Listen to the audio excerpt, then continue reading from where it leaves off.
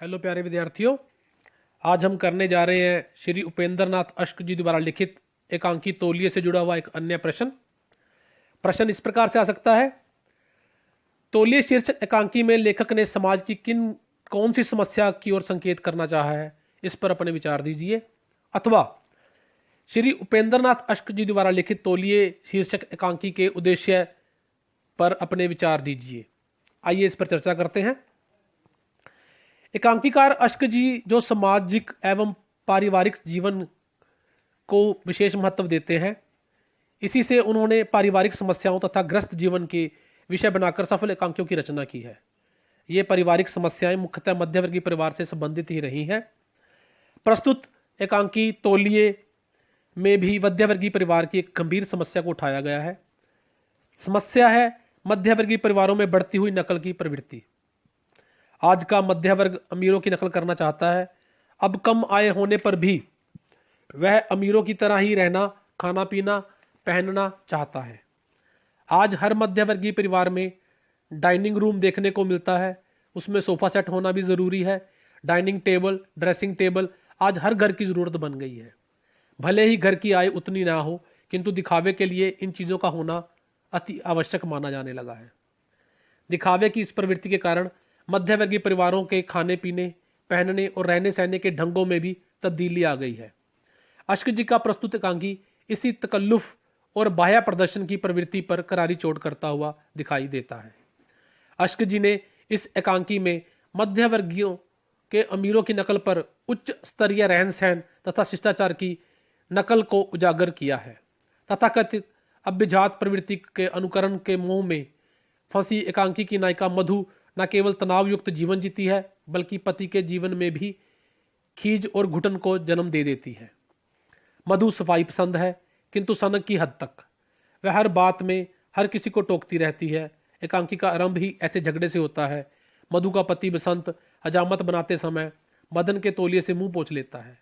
बस इसी पर वह वसंत पर बरस पड़ती है। मधु की नकली शिष्टाचार और बाह्य प्रदर्शन की प्रवृत्ति पर टिप्पणी करता हुआ वसंत कहता है, पर मैं तुम्हारी तरह अरिस्टोक्रेटिक वातावरण में नहीं पला और मुझे नजाकतें नहीं आती। हमारे घर में एक तौलिया होता था और हम 6 भाई उससे काम लेते थे। किंतु मधु इस बात को मानने को तैयार नहीं। वह कहती है, हम खरीद सकते हैं तो क्यों ना 10-10 तौलिए रखें। वह कहती है, जिस तौलिए से किसी दूसरे ने बदन पहुंचा हो, उससे किस प्रकार कोई अपना शरीर पहुंच सकता है। वसंत मधु को बताता है कि वह 6 भाई एक ही तौलिए का प्रयोग किया करते थे, उन्हें कभी बीमारी नहीं लगी।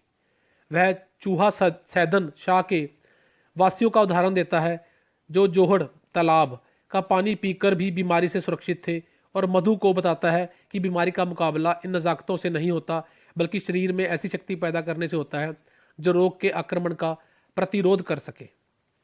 वसंत मधु को बताता है कि उसे शरीर से घिरना नहीं और ना ही जीवन से घिरना है और ना ही गंदगी से घिरना है, पर वह गंदगी को पसंद भी नहीं करता।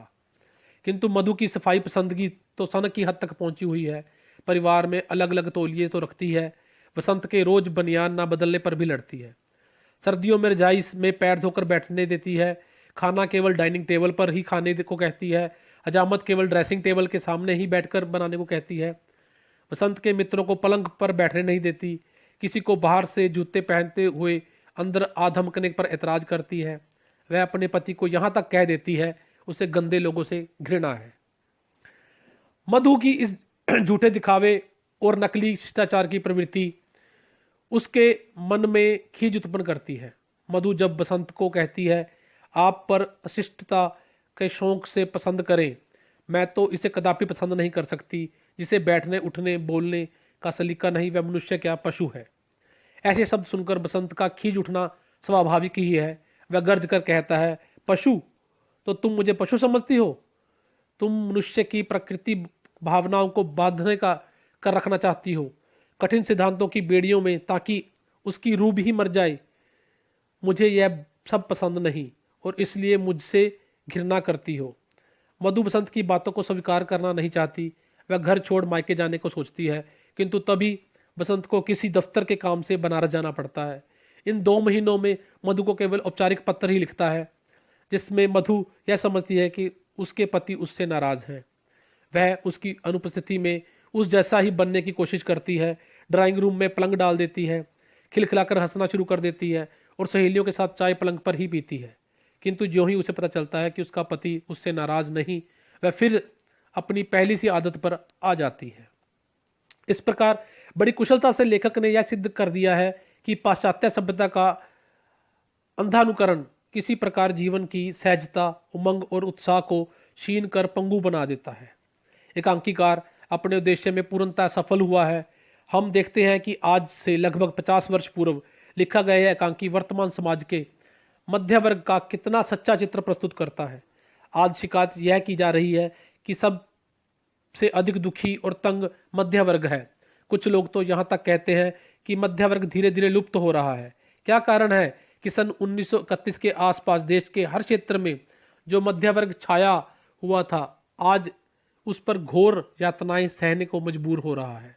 कारण केवल एक ही है कि वह झूठे दिखावे, बनावटी शिष्टाचार में फंस कर रह गया है। अमीर उसे अमीर बनने नहीं देता, गरीब वह बनकर रहना नहीं चाहता। अपनी सफेद पोशी को कायम रखने के चक्कर में वह नष्ट नहीं होगा तो और क्या होगा। सफल साहित्यकार को यही तो निशानी है कि उसकी रचना जिस युग में भी पढ़ी जाए उसी युग की लगे।